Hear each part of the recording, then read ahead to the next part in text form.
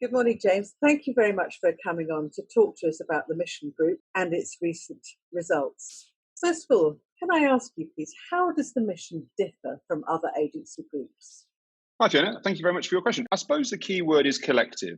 The Mission is a collective of creative agencies led by the entrepreneurs, often those who founded those businesses, with a real independent spirit. And that's just not something that we say. It is something that we live as well, because interestingly, 45% of the group is owned by employees within the group or their family and friends. So very much a shared endeavour, and we're significantly invested in the outcome and the results of the group as well.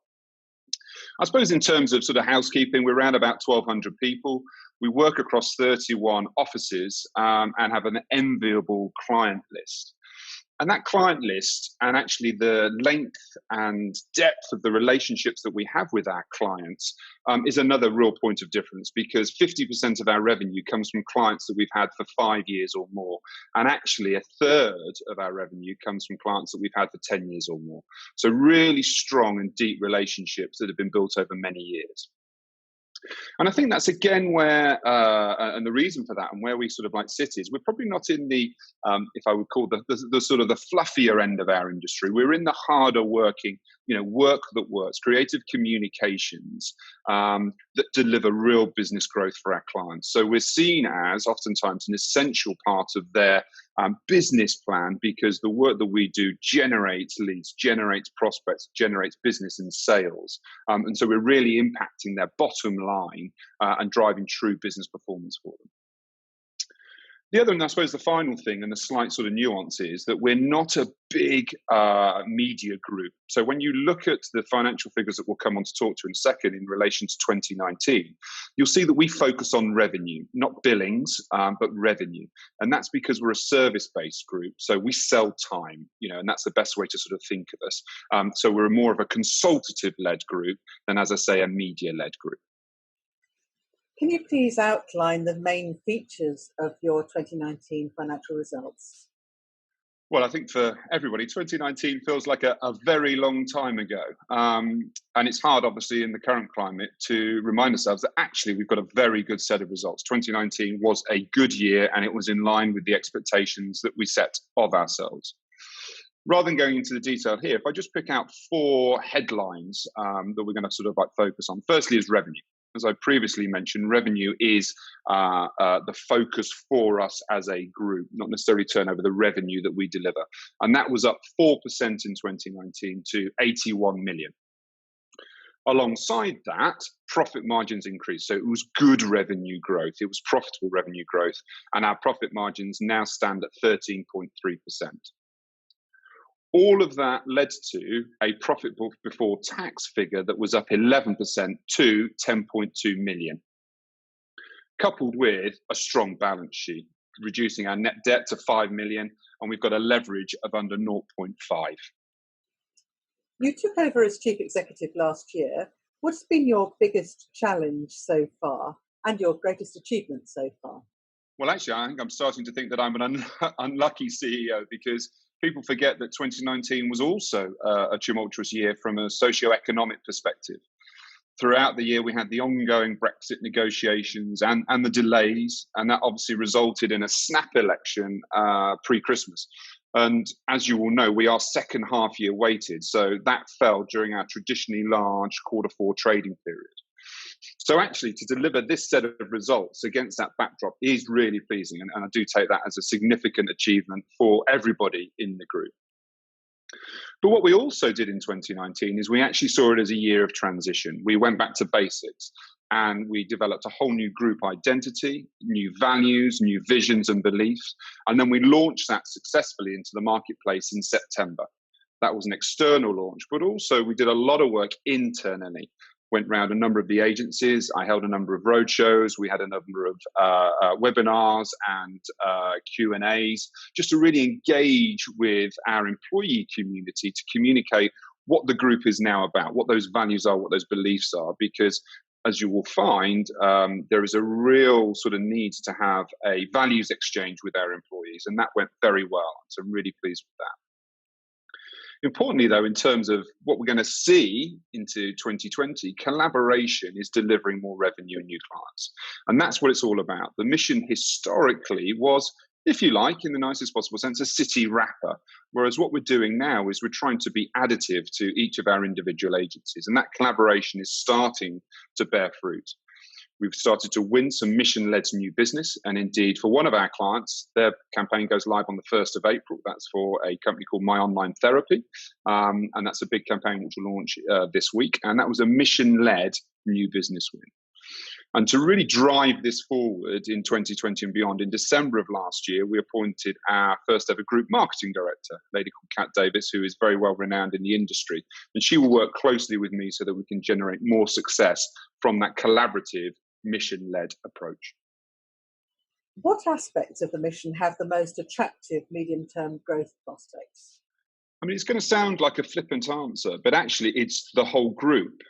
What I was sort of touching on for the previous question is before 2019, the group operated solely as a house of brands. So the success of our agencies was all that mattered. That the mission was that city wrapper. It didn't really mean anything to the employees, to anybody beyond the city.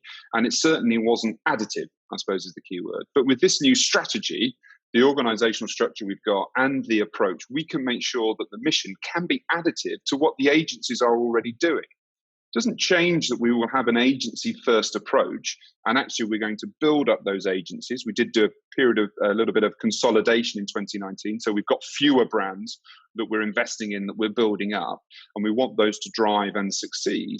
But if we can add anything by working better as a group through collaboration, through mission-led new business initiatives, then that is going to be, and again back to that word, additive as well. So I see that as a really interesting opportunity in the medium term, especially as promoting the group will allow us to go to a new client prospect base that might not currently consider one of our existing agencies. You know, maybe they're not large enough, maybe they're not diverse enough, but the group certainly will be. Specifically as well, I'm going to be interested to see how Crow progresses, because we merged it with Big Dog in 2019 to create a creative powerhouse across 4 locations, roughly 200 employees.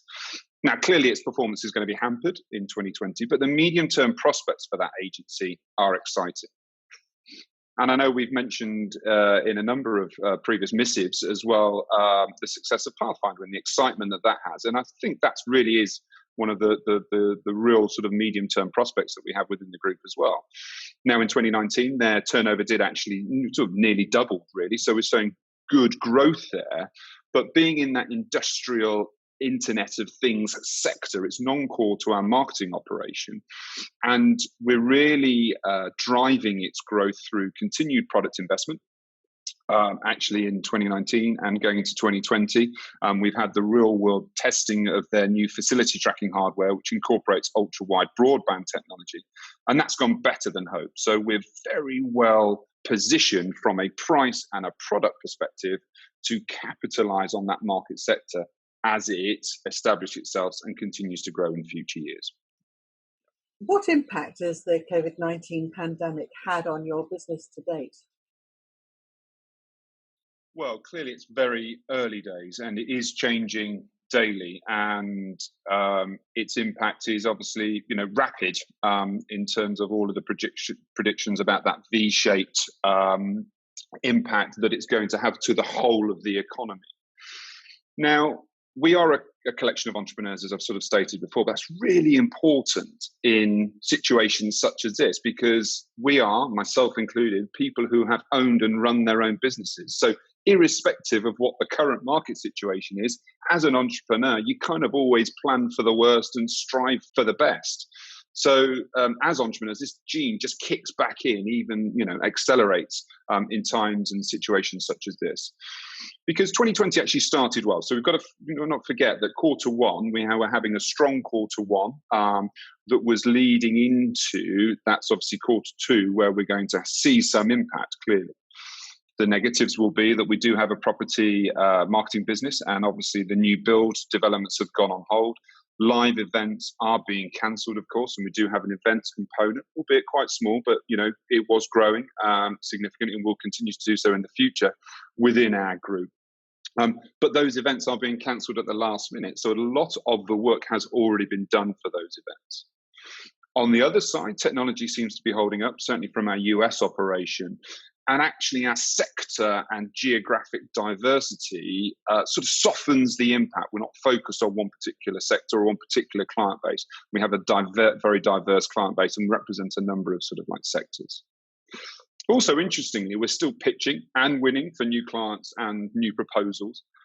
And our business and actually our industry are geared up from working from home and continuing to serve clients in that way. So technology does allow us to do that, and the infrastructure that we have across the group does allow us to do that. All that said, clearly there are fast evolving circumstances, means that it's just impossible to predict really the impact on the group's performance in the current financial year. So, yes, there will be a material impact, but I can't really provide guidance at this time because, as I say, it's such a fast-moving situation that we find ourselves. But let's also not forget, when we actually get through the other side, I think some very interesting opportunities will present themselves to the group. What financial resources do you have in place to support the mission during this period? Well, I think start with the largest one. I think somewhat prophetically, before this process started, we actually increased our bank facilities by 5 million to 20 million. And that's versus the end 2019 net debt position of 5 million. So good reserves there. We've also taken some very swift action across the group, working with all of our agency leaders and moving people to 4 days a week or less, where the impact felt has been most severe. The government, it has to be said, has been fantastic in supporting businesses, and there are a number of schemes, not least the Corona Job Retention Scheme, that we are tapping into and we will utilise to its fullest extent. We're also working with our staff, looking at voluntary salary cuts, and the whole of the board have taken salary cuts at this time so that we can protect resources and protect employees. But that does go wider. Clearly, the first thing you would do is put CapEx on hold. And as we announced in the last few days, we're actually placing our dividend under review. We have our annual general meeting in mid-June, so it seems appropriate to review whether we award a dividend closer to that time, closer to that meeting date. So through all of our modelling that we've done and through all of the early action that we're taking, we're well placed to weather the storm, albeit, again, we don't know how long and how deep this situation is going to last.